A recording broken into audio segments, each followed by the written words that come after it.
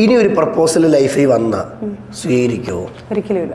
എൻ്റെ കൂടെ റെഡ് കാർപ്പറ്റിൽ മലയാളികൾക്ക് പരിചയപ്പെടുത്തേണ്ട ആവശ്യമൊന്നുമില്ല അല്ലേ? എനിക്ക് തോന്നുന്നു പുതിയൊരു വീഡിയോ അവരുടെ എല്ലാവർക്കും നമസ്കാരം. സജനാനൂർ പുതിയ അപ്ഡേഷനുകളിലേക്ക് സ്വാഗതം. വീഡിയോ ആദ്യമായി കാണുന്ന ചാനൽ സബ്സ്ക്രൈബ് ചെയ്യാനും വീഡിയോ ലൈക്ക് ചെയ്യാനും സൈഡിൽ കാണുന്ന ബെല്ലൈക്കൺ അമർത്താനും ഹൈപ്പ് കൊടുക്കാനും മറക്കണ്ട.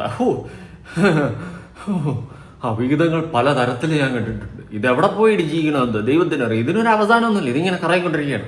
നമ്മളെല്ലാവരും ഈ കാണുന്ന ഓരോരുത്തരും അതിൻ്റെ അകത്ത് കിടന്ന് കറങ്ങുക, ലൂപ്പിലാണ് നമ്മളെല്ലാവരും. അതാണ് ഇപ്പോൾ സംഭവിക്കുന്നത്. എന്തായാലും സജിൻ അവിടെ നിന്ന് കുറെ പറയും, ദിയാസൻ ഇപ്പുറത്തുനിന്ന് കുറെ പറയും, പിന്നെ അപ്പുറത്തുനിന്ന് വേറെ കുറെ പേര് കുറെ പറയും, പിന്നെ ഇവരെ കുറെ പറയും. അങ്ങനെ എല്ലാവരും കൂടി കുറെ പറഞ്ഞിരിക്കുകയാണ്. ഇതിൽ സേഫ് ആരാണെന്ന് വെച്ച് കഴിഞ്ഞാൽ പൂക്കുട്ടി മാത്രമാണ്. നമ്മുടെ കുറ്റിയെണ്ണം മാത്രം ഇങ്ങനെ ഒന്നും മിണ്ടാതെ ഇരിക്കുകയാണ്. എപ്പോഴാണോ ദൈവത്തിനറിയാൻ പൊട്ടിത്തെറിക്കുന്നത്. അപ്പൊ നമ്മുടെ ദിയാസന പറഞ്ഞ കുറച്ച് കാര്യങ്ങളെന്ന് നമുക്ക് ആദ്യം തന്നെ തുടങ്ങാം. ദിയാസനെ ആരംഭിച്ചാട്ടെ. എന്തുവാ ദിയാസന, ആരംഭിക്കും മുമ്പേ നീ ഇങ്ങനെ ഇട നീക്കല്ലേ. നമ്മളിങ്ങനെയല്ല. അതുകൊണ്ട് ആരംഭിക്കും, മാന്യമായിട്ട് ആരംഭിക്കും. നോക്കട്ടെ. Hello guys. ഹലോ. സജനാനൂർ പുതിയൊരു വീഡിയോ അവരുടെ യൂട്യൂബ് ചാനലിൽ ഇട്ടിട്ടുണ്ടായിരുന്നു. ഷഫീന ബീവിക്ക് ഒരു ഓഡിയോ, ഒരു മൈനർ ആയിട്ടുള്ള കുട്ടിയുടെ ഓഡിയോ കൊടുത്തിട്ട് അത് ഷഫീന ബീവി പബ്ലിഷ് ചെയ്തിട്ട് സജിൻ ഇപ്പൊ വല്ലാത്ത അവസ്ഥയിലാണ്. കാരണം ഈ വിഷയം ഒരുപാട് ആളുകളുടെ അടുത്ത് CWCക്ക് പരാതിയായിട്ടും മറ്റൊക്കെ കൊടുത്തിട്ടുണ്ട്. സജിന, ആദ്യം മൈനർ ആയിട്ടുള്ള ഒരു കുട്ടി നിന്റെ അടുത്ത് വന്നിട്ട് ഒരു അബ്യൂസിങ് സ്റ്റേറ്റ്മെന്റ് നടത്തുമ്പോൾ നീ ആ കുട്ടിയെ കൊണ്ട് നേരെ പോലീസ് സ്റ്റേഷനിലാണ് പോകേണ്ടിയിരുന്നത്. നീ അത് ചെയ്തില്ല. BNS ആക്ട് പ്രകാരം അതൊരു വലിയ ശിക്ഷയുമാണ്. ഈ നിങ്ങൾ രണ്ടെണ്ണവും കൂടെ, ഈ ഷഫീന ബീവിയും നീയും, പിന്നെയാണ് പണ്ടാണ് അത് പതുക്കെ ഇപ്പൊ അപ്പമാണ് കേട്ടോ. അപ്പോ സജന നല്ല രീതിയിൽ പേടിച്ചു, നല്ല രീതിയിൽ ഭയന്നിട്ടുമുണ്ട്. എന്നിട്ട് ഇന്റെ നെഞ്ചത്തോട്ട് എടുത്ത് വെച്ചേക്കാം ഞാനത് പബ്ലിഷ് ചെയ്തത്.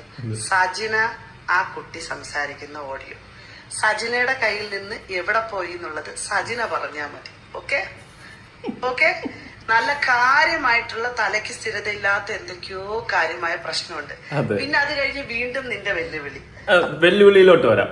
തലയ്ക്ക് സ്ഥിരതയില്ലാത്ത കാര്യമായിട്ട് എന്തോ പ്രശ്നം ഉണ്ടെന്ന് എനിക്കും ഫീൽ ചെയ്തിട്ടുണ്ട്. കാരണം അതൊക്കെയാണ് വിളിച്ച് പറയുന്നത്.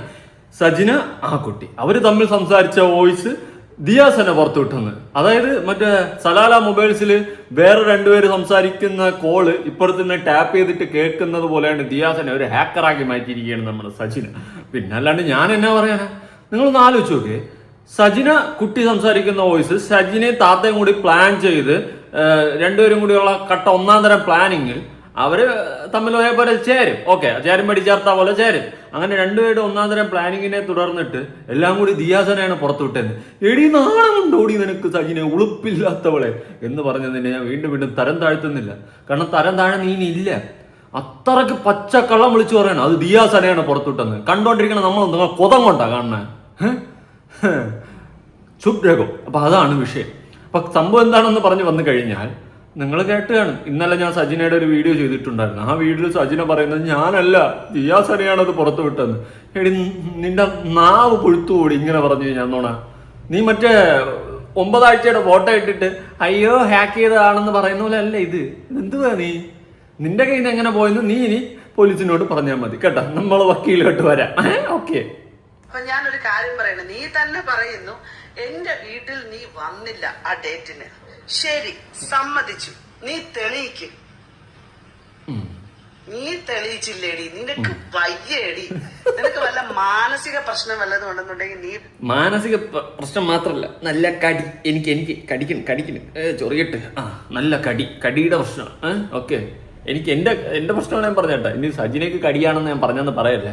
നിങ്ങൾക്ക് മനസ്സിലായല്ലോ ഞാൻ ആർക്കാണ് കടിയെന്ന് ഉദ്ദേശിച്ചത്. അത് മതി. വല്ല സൈക്കാട്രിസ്റ്റിനെ കാണാൻ പോയി കാണും. ഭയങ്കര പ്രശ്നമായിക്കൊണ്ടിരിക്കുവാണ്. നീ കിടന്ന് കിണക്കുന്നതിനനുസരിച്ച് ഞാൻ കൂടുതൽ സംസാരിക്കുകയാണ്. നിന്റെ ഈ അണ്ണാക്കിലോട്ട് തന്നുകൊണ്ടിരിക്കുകയാണ്. അങ്ങനെ പറ, അതാണ് കറക്റ്റ്. ദിയാസന ഞാൻ പറഞ്ഞില്ലേ, നിന്നെ ഞാൻ വേറൊരു കാര്യത്തിൽ വലുതായിട്ടൊന്നും സപ്പോർട്ട് ചെയ്തില്ല. പക്ഷെ ഈ കാര്യത്ത് നിന്റെ കൂടെ, നിന്നൊപ്പം, ദിയാസനയ്ക്കൊപ്പം, ജസ്റ്റിസ് ഫോർ ദിയാസന. ഓക്കെ, ആ ട്രാക്കാണ് ഞാൻ.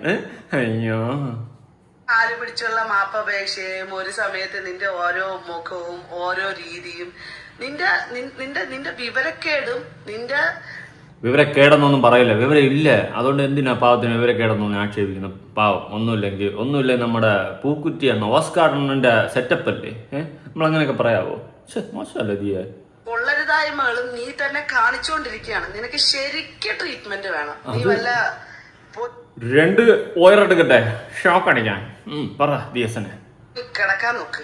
ശരിക്കും ഓൾറെഡി മനുഷ്യന്റെയൊക്കെ ഇസ്സത്തിന് നല്ല രീതിയിലുള്ള സാഹചര്യങ്ങൾ നീ ഉണ്ടാക്കി തന്നിട്ടുണ്ട്.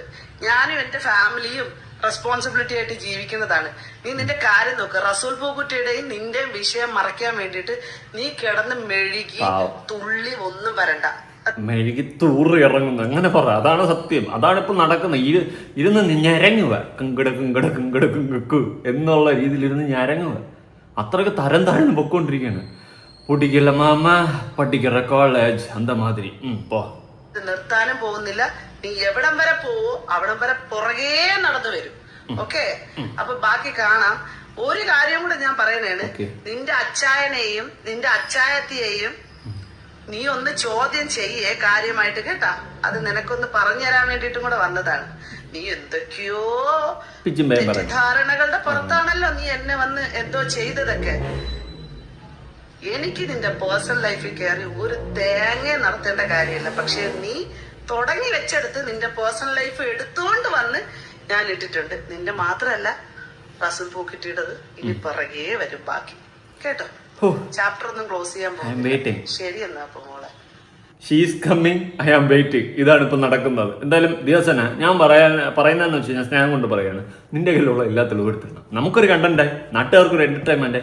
അവൾ എന്താണെന്ന് നാട്ടുകാർ മൊത്തം അറിയിട്ട് സഭാഷ്. കാരണം പ്രത്യേകിച്ച് ഇപ്പോൾ ചിലപ്പോൾ ഇങ്ങനത്തെ ഒരവസ്ഥ അവിഹിതങ്ങൾ ഉണ്ടാക്കി അവസാനം പിടിക്കപ്പെട്ട് നാറും എന്നുള്ളൊരു പേടി അല്ലെങ്കിൽ ഒരു നാണക്കേട് ഫീൽ ചെയ്തിട്ട് അറ്റ്ലീസ്റ്റ് സ്റ്റോപ്പ് ചെയ്യാനെങ്കിലും നോക്കും, അല്ലേ? ഇതതുമില്ല. കള്ളങ്ങൾ മേലിൽ കള്ളങ്ങൾ ഇങ്ങനെ മെനഞ്ഞു കൂട്ടിക്കൊണ്ടിരിക്കുകയാണ്. ഞാനും ആ കൊച്ചും തമ്മിൽ സംസാരിച്ചത് ദിയാസനെയാണ് പുറത്തു വിട്ടതെന്ന്. അത് മറ്റേ അടുത്ത പറഞ്ഞില്ലല്ലേ. ഞാൻ എനിക്ക് ഏറ്റവും വിശ്വസ്തനായ ചാനലിലാണ് ഞാൻ കൊടുത്തത്. അപ്പൊ ദിയാസനെയാ താത്തയ്ക്ക് കൊടുത്തത്. താത്തയ്ക്ക് നീയല്ലേടി കൊടുത്തത്. നീ താത്തയല്ലേ ഒരു കൈ, ഒരു ബെൽറ്റ്. നീ താത്ത ഒറ്റ ബെൽറ്റ്. വേറെ ബെൽറ്റുകളൊക്കെ കൂടെ കാണുമായിരിക്കും. ബെൽറ്റുകളെല്ലാം കൂടി കൂട്ടിച്ചേർത്തിരുന്ന നമ്മൾ എന്ത് ചെയ്യാൻ? എന്തായാലും ചിലപ്പോൾ നിങ്ങൾ പറയും ഈ ദിയാസനെയും ഞാനും ഒരു ബെൽറ്റാണ്. എൻ്റെ ജീവിതത്തിൽ ഇന്നേ വരെ ഞാൻ സംസാരിച്ചിട്ടില്ല. പക്ഷേ ന്യായം അവരുടെ ഭാഗത്താണെന്ന് പൂർണ്ണ ബോധ്യമുള്ളത് കൊണ്ടും സത്യം അറിയാമെന്നുള്ളത് കൊണ്ടും ഞാൻ സംസാരിക്കുന്നു. ഞാൻ ഇന്നേ വരെ ഒരുപാട് ആരും സംസാരിച്ചിട്ടില്ല. പക്ഷേ തെളിവ് സഹിതം തരേണ്ടവരൊക്കെ തന്നിട്ടുണ്ട്. പലതും സീക്രട്ട് റൂം വഴി നമുക്ക് കിട്ടിയിട്ടുണ്ട്. അന്തമാതിരി സീക്രട്ട് വെച്ചിട്ടാണ് സംസാരിക്കുന്നത്. ഒന്നില്ലെങ്കിൽ നമുക്ക് ചോർത്തി തരുന്നവരെ ഒറ്റും നമ്മൾ മോശമല്ലേ? ആ പരിപാടി ഞാൻ കാണിക്കത്തില്ല. എന്തായാലും അതിരിക്കട്ടെ. അപ്പൊ അടുത്ത് ഫിറോസിന്റെ ഒരു വീഡിയോ ഇന്ന് വന്നിട്ടുണ്ടായിരുന്നു, ഉച്ചയ്ക്കെങ്ങാണ്ട്. ഞാൻ ആ വീഡിയോ ഒന്ന് കൊടുക്കാം, കണ്ടു നോക്ക്. എന്റെ കൂടെ റെഡ് കാർപ്പറ്റിൽ മലയാളികൾക്ക് പരിചയപ്പെടുത്തേണ്ട ആവശ്യമൊന്നും ഇല്ല, അല്ലെ? എനിക്ക് തോന്നുന്നു ഇൻട്രൊഡക്ഷൻ പറയുവാണെങ്കിൽ ബിഗ് ബോസ് അതാണ് മെയിൻ, അല്ലെ? ബിഗ് ബോസ് മാത്രമല്ല, ഡേഞ്ചറസ് ബോയ്സ് എന്ന് പറഞ്ഞ ഏഷ്യാനെറ്റ് പ്ലസിലെ ഒരു പ്രോഗ്രാം, അത് ഹിറ്റ് ആയിരുന്നു.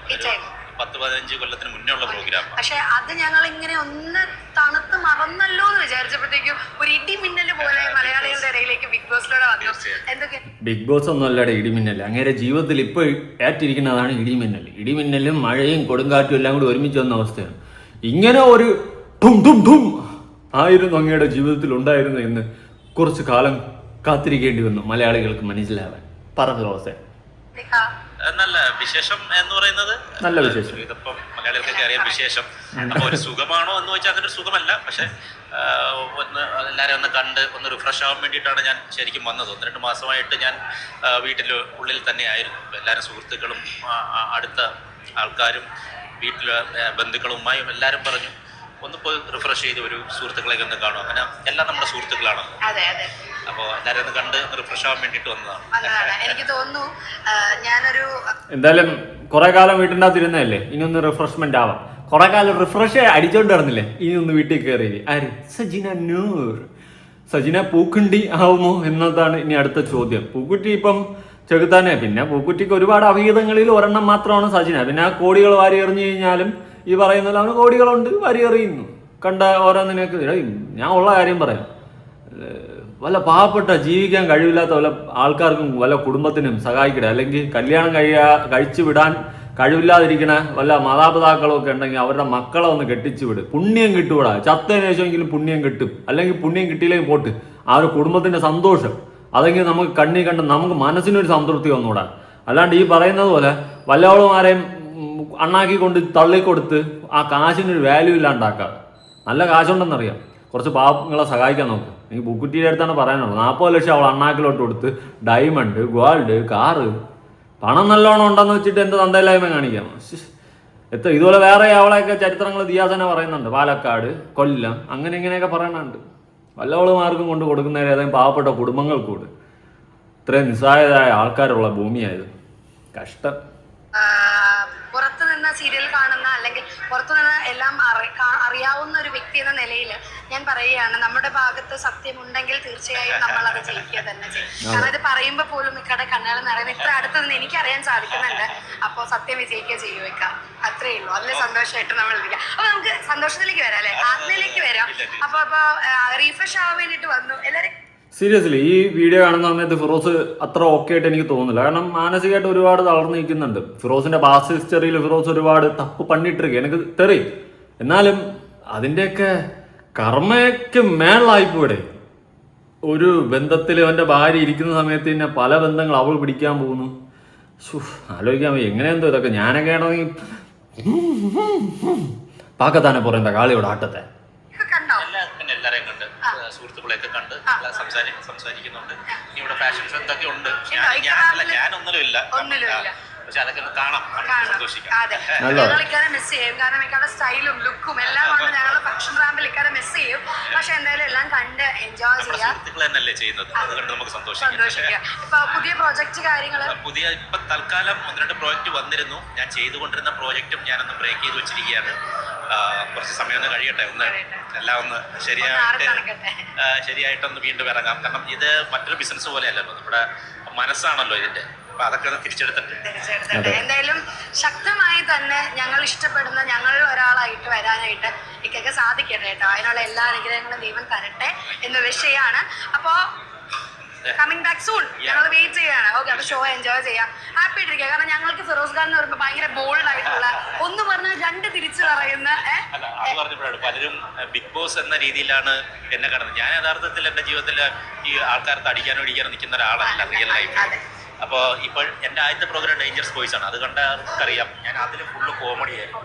അപ്പൊ അത് പ്രോഗ്രാമിന് എന്താണോ വേണ്ടത് അത് കൊടുക്കുക എന്നുള്ളതാണ്. അല്ലാതെ ബിഗ് ബോസിൽ കണ്ടതുപോലെ നമ്മൾ ദേഷ്യം കൊണ്ടും അടികൊണ്ടും ഇടികൊണ്ടും ഒരിക്കലും പുറത്തങ്ങനെ നടക്കില്ല. എന്നെ പരിചയമുള്ളവർക്കും എൻ്റെ അടുത്ത് ഒരു ദിവസം സംസാരിച്ചവർക്കും അറിയാം ഞാൻ അതിൽ നിന്ന് തികച്ചും ഓപ്പോസിറ്റ് ആയിട്ടൊരു വ്യക്തിയാണെന്നുള്ളത്. ഒരു ഷോയ്ക്ക് ആവശ്യമായി നമ്മൾ കൊടുക്കുക എന്നുള്ളത്. പക്ഷെ പലരും തെറ്റിദ്ധരിച്ചിരിക്കുന്ന ബിഗ് ബോസിൽ കാണുന്ന ഒരു വളരെ അരഗന്റ് ആയിട്ടുള്ള ഒരു പ്രകോപമാവുന്ന ഒരു വ്യക്തിയാണെന്നുള്ളത് ശരിക്കും അത് കറക്റ്റ് ആണ് കേട്ടോ. എല്ലാവരും അവിടെ പേഴ്സണൽ ലൈഫിൽ എപ്പോഴാണ് ഇങ്ങനെ അരകണ്ടായിട്ട് അടിച്ചു അല്ല നിൽക്കുന്നത്. ഇപ്പം ഞാൻ തന്നെ വീഡിയോ ചെയ്യുന്ന സമയത്ത് ഓരോ വിഷയം എടുക്കുമ്പോൾ ആ സമയത്ത് എനിക്കുണ്ടാകുന്ന ഇമോഷൻസ് കാര്യങ്ങളൊക്കെയാണ് വരുന്നത്. അത് ഞാൻ മുഖം നോക്കാതെ വലിച്ചു കയറുന്നു. തന്തയെല്ലാം കാണിച്ചു കഴിഞ്ഞാൽ അത് അപ്പാടെ വലിച്ചു കയറും. എന്ന് വെച്ചാൽ എൻ്റെ പേഴ്സണൽ ലൈഫിൽ ഞാൻ ഇതുപോലെ എന്ന് പറഞ്ഞാലല്ലേ ഇരിക്കുന്നത്. ഓക്കെ, എല്ലാവരുടെ പേഴ്സണൽ ലൈഫിലും അങ്ങനെയൊക്കെയാണ്. എന്തായാലും നല്ലത് വരട്ടെ, ഇനിയെങ്കിലും നല്ലത് സംഭവിക്കട്ടെ. ഇങ്ങനൊരു അവസ്ഥ ആലോചിക്കുമ്പോൾ അതിനേക്കാളും വലുതാവാൻ. പിന്നെ ഈ അണ്ടർ ഏജിൻ്റെ ഒരു കേസ് കൊണ്ടുവന്നു. അങ്ങനെയൊക്കെ ഫിറോസ് ചെയ്തിട്ടുണ്ടെങ്കിൽ കട്ട് ചെയ്ത് എറിയണം.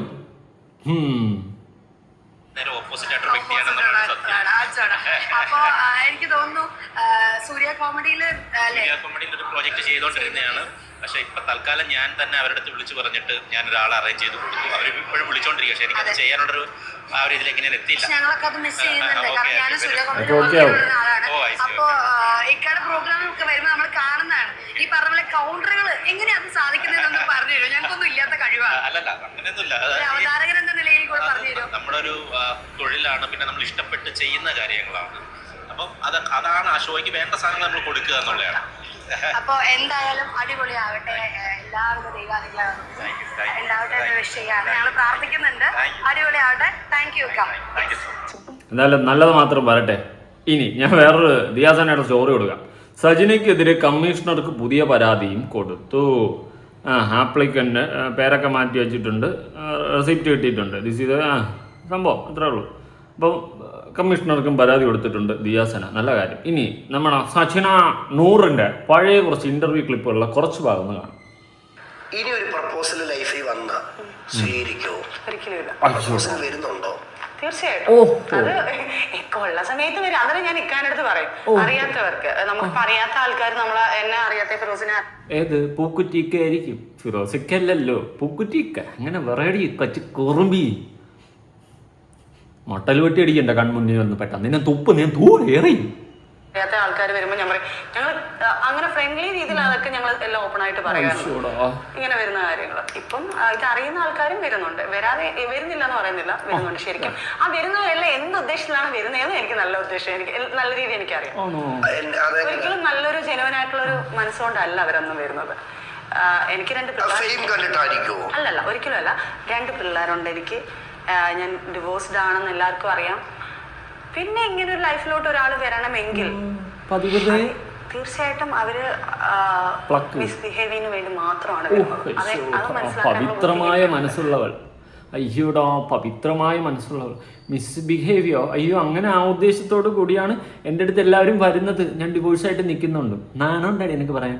ഫിറോസുമായിട്ട് ബന്ധത്തിരിക്കുമ്പോൾ അയൽവാസികളോടെ പോയി സാമ്പാർ, രസം, പുളിശ്ശേരി, മോര്, തൈര് എല്ലാം കൂടി പോയത്. എന്നിട്ട് വന്നു എൻ്റെ അടുത്ത് ഞാനിങ്ങനെ ഡിവോഴ്സ്ഡി ആയിട്ട് ഇരിക്കുമ്പോൾ ആൾക്കാർ വരാറുണ്ട് പ്രപ്പോസൽസുമായിട്ട്. പക്ഷെ ഒരിക്കലും അത് ജെനുവിൻ ലവ് അല്ല.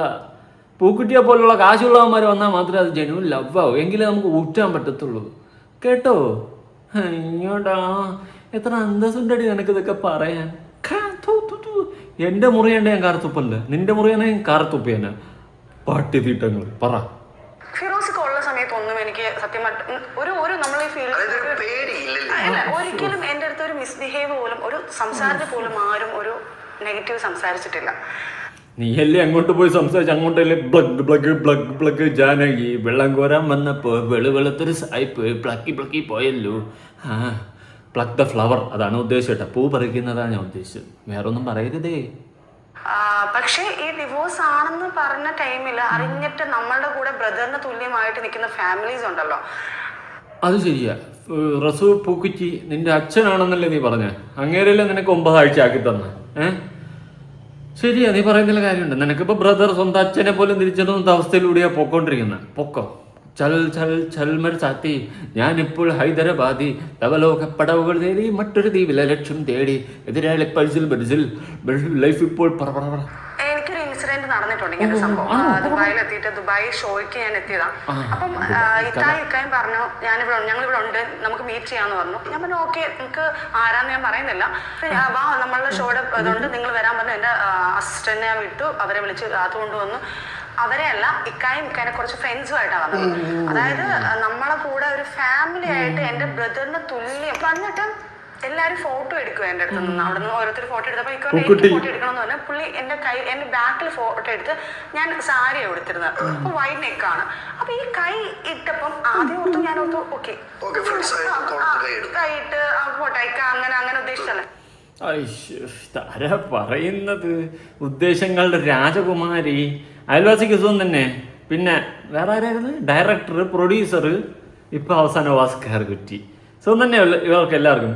അന്തസ്സുണ്ടോ? ഇല്ലെന്നറിയാം, വെറുതെ ഇടക്കിടയ്ക്ക് എൻ്റെ സമ്മാനത്തിന് ഞാൻ ചോദിക്കുന്നതാണ്. ഞാൻ വേറെ എന്ത് ചോദിക്കും? ഇതെങ്കിലും ചോദിക്കണ്ടേ? പൂക്കുറ്റി കുടുംബം.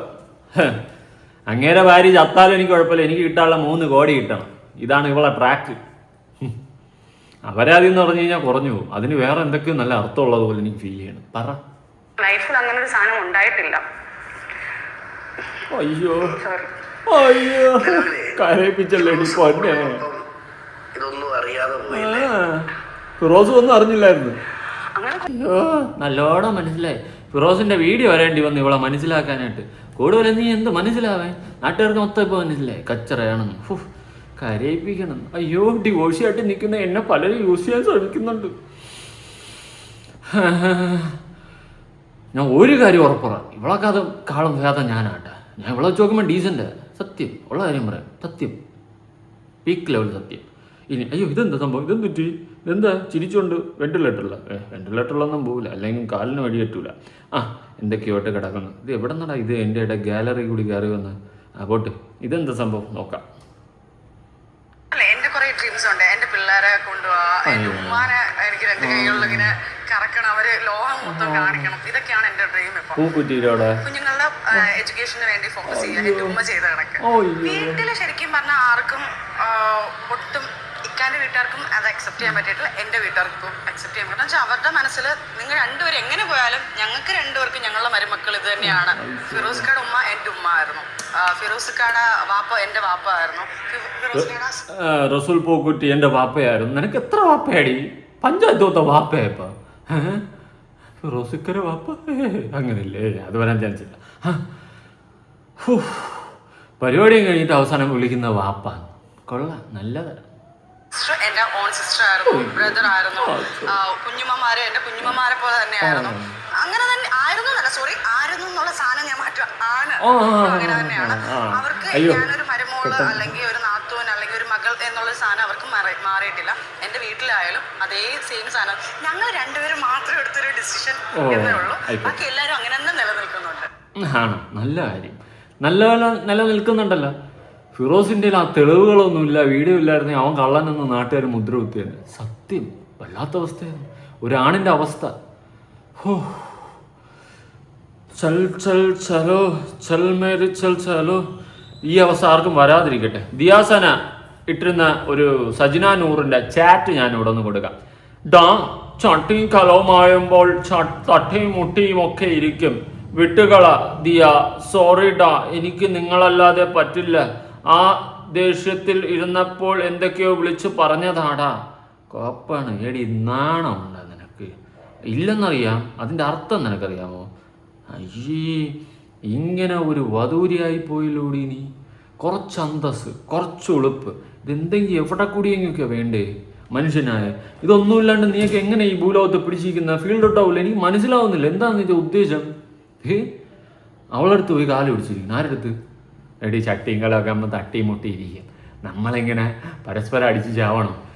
എന്തായാലും നിന്റെ കയ്യിൽ തെളിവെല്ലാം ഉണ്ട്, അതിക്ക് ഞാൻ മൂഞ്ചു എന്നാണ് ദിയാസന പറഞ്ഞുകൊണ്ടിരിക്കുന്നത്. എന്നിട്ട് വളച്ചൊടിക്കാനായിട്ട് ആ കുട്ടി ഇവള് സംസാരിച്ച വോയിസ് ദിയാസന പുറത്തു വിട്ടെന്ന്. എടി കണ്ട്രാവി, നിനക്കത് എങ്ങനെ പറയാൻ തോന്നിയടി? നിന്റെ കയ്യിരുന്ന വോയിസ് അവളെന്തോ ആവാഹിച്ചെടുത്ത.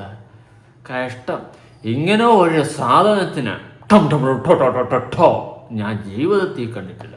ദീപാവലിക്ക് അടുത്ത് വരെയില്ലേ? നവംബറിലാണ്, ഒക്ടോബറിലാണ്, ഡിസംബറിലാവട്ടെ. ഇനി എന്തായാലും നമുക്ക് കൊരയാപ്പ് വയ്ക്കാൻ വേണ്ടിയിട്ട് മാസമൊന്നുമില്ല. പടക്കക്കടയിൽ പോയാൽ കിട്ടും, വാങ്ങിച്ച് പൊട്ടിച്ച് കളിക്കും. അല്ലാണ്ട് ഇനിയിപ്പോൾ എന്ത് ചെയ്യാം? പുതിയൊരു വീഡിയോ കിട്ടണം. ബൈ.